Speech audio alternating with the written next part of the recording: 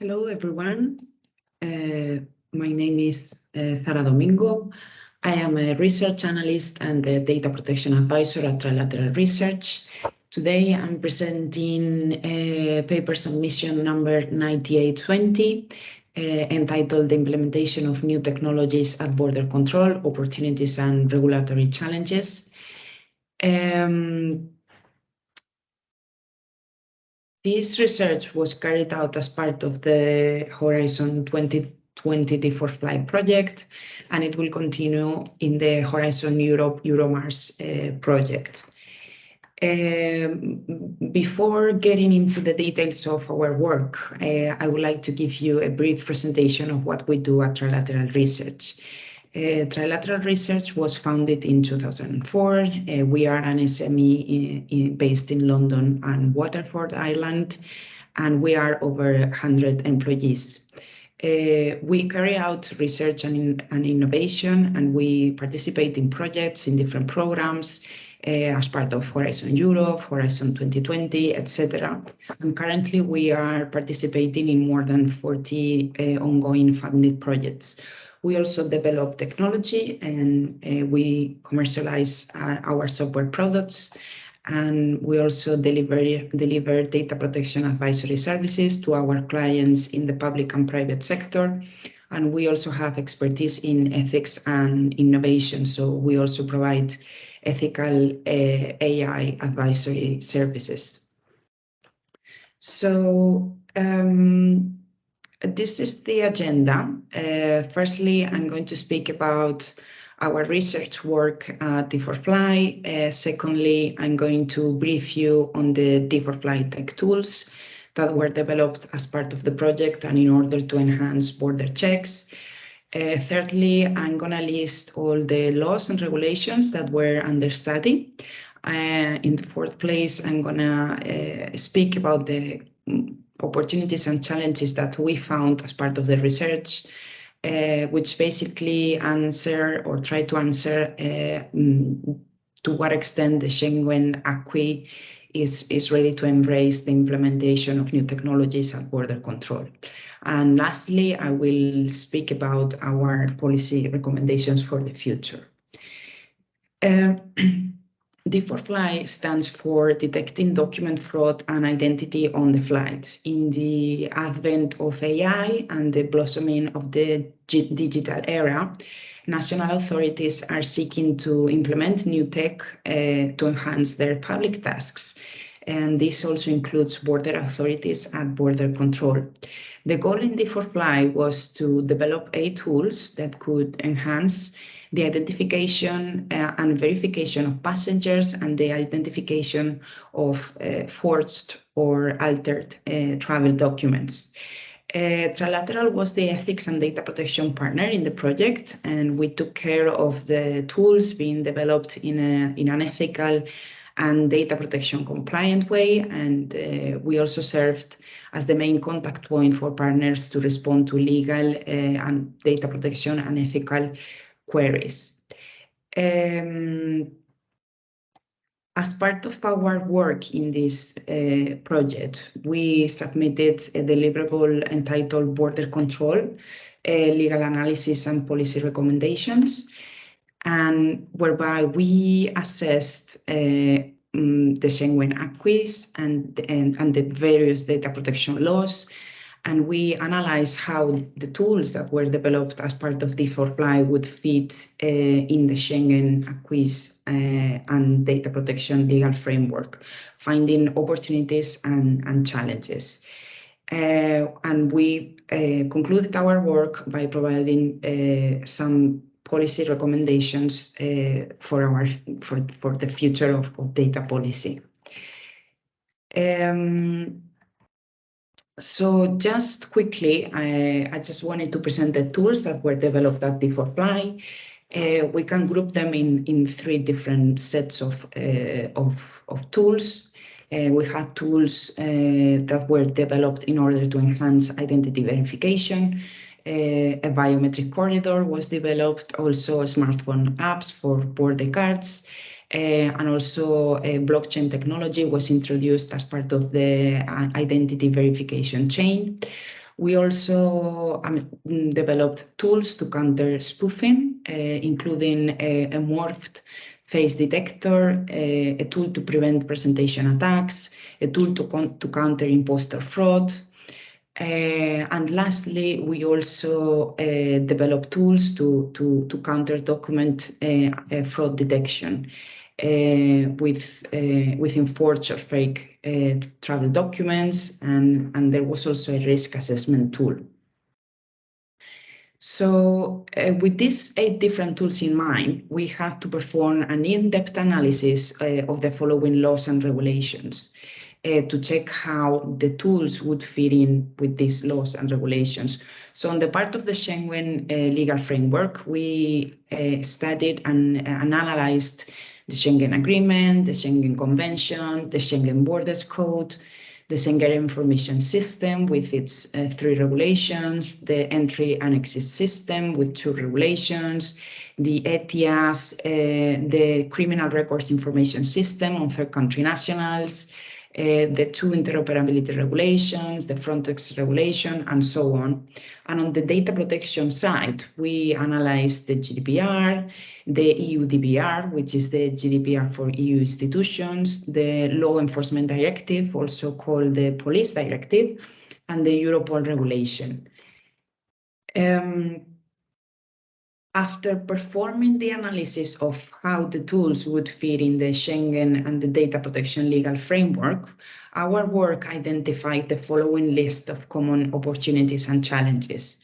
So amongst the opportunities, we found that the tools would allow for a faster identity verification, for less manual work, for enhanced level of accuracy in identity verification, for faster identification of fraudulent documents, for enhanced automated checks, but we also encounter some regulatory challenges, such as data protection challenges. One of the main questions here is which law applies in the different steps of the border control and the border checks. Whether the Law Enforcement Directive at all times or whether the GDPR comes in at some stage. We found scarce regulation on the use of self-service systems, e-gates, and automated border control. We also found uncertainty over the upcoming AI regulation, and overall we found a great deal of complexity around the Schengen legal framework. So in order to overcome the identified regulatory challenges, we presented to the European Commission the following list of recommendations that could help private and public actors to invest and implement new tech to enhance border control. And the first policy recommendation is basically facilitating regulatory compliance.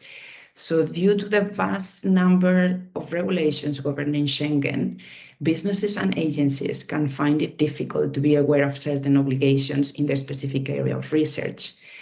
And this handicap may ultimately jeopardize the inventive appetite of businesses, which are not willing to risk the time and resources required in creating a solution that may end up not being feasible because it might not be legally compliant at all. As a matter of fact, the European Commission is very aware of this, and it is actually described in the reports released in May 2020, entitled Opportunities and Challenges for the Use of AI in Border Control, Migration and Security. These reports elaborate, amongst others, on a set of initiatives to be deployed internally at DG Home, aiming at providing AI solutions in order to ease the regulatory complexity and facilitate their policy creation. We think that these tools could also be very beneficial and very useful for the private sector, including legal advisors and citizens, and that it would help them understanding the Schengen legal framework. The second recommendation revolves around the role of Frontex in research and innovation. One of the Frontex mandates is to support research and innovation and contribute to the development of border management. Facilitating information and knowledge exchange is needed, not only regarding the Schengen legal scheme, but also a more specific approach to AI and innovative technologies.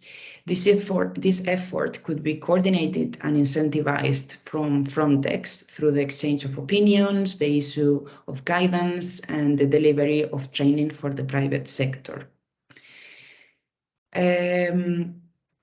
Our third recommendation is about further regulation in automated border control. So, despite the great deal of regulations, further rules may be required in this area. Automated border control systems have been implemented very differently in the last decade. Automated border control gate and e-gates can be found on major airports, for instance, in Spain, in UK, in Germany, or in France. However, automated border control has only been regulated at EU level in the EES regulations, which were passed in 2017 and are not fully applicable yet. The problem here is that the EES regulations only apply to third country nationals, and therefore there is no harmonized approach on the use of automated border control for EU citizens. The result is that to date, member states have decided independently how to implement these solutions. A clear and harmonized legal framework is required in order to shed light in questions such as what is the common purpose of automated border control, to what extent and where there should be human intervention, what rights travelers have, and what are the security and ethical standards to be followed when choosing and developing automated border control systems, especially in the era of artificial intelligence. Harmonization of automated border control at EU level would contribute to fostering security, legal certainty, enhancing the experience of travelers, avoiding discrimination, and contributing to the social acceptance of the use of new tech at border control. The fourth recommendation is about data protection guidance from the EDPB or the EDPS, the European Data Protection Board or the European Data Protection Supervisor. So one of the main questions is which law applies to what specific situation in border checks. It could be argued that border guards are always acting in the prevention, investigation, detection, or prosecution of criminal offenses.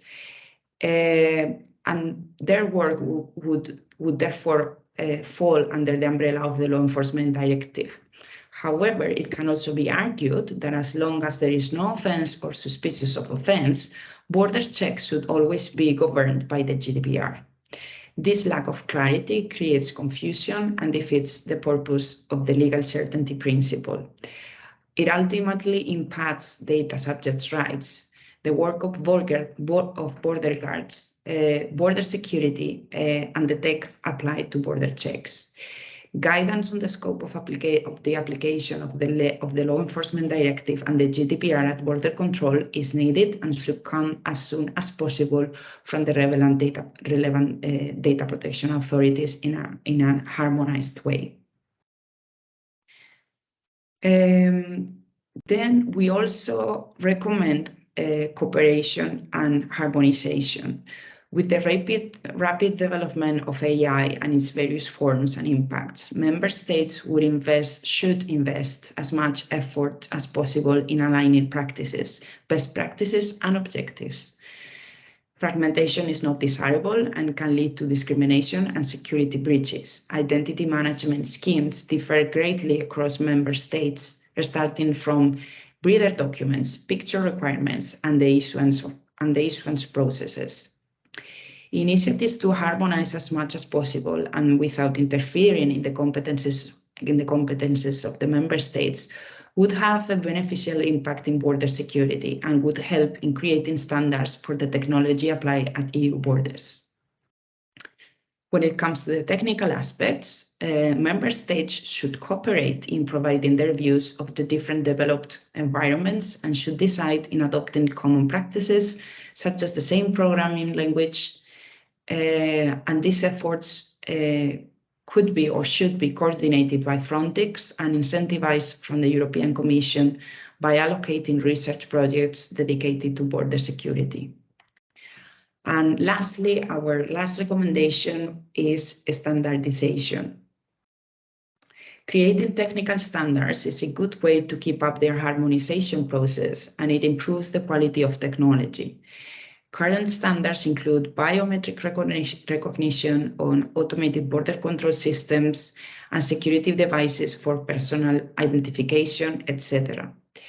We believe that the EU LISA could be the potential lead in marking the direction of future technical standards. And that's it. Thank you so much. Hope you enjoyed, and let us know if you need anything.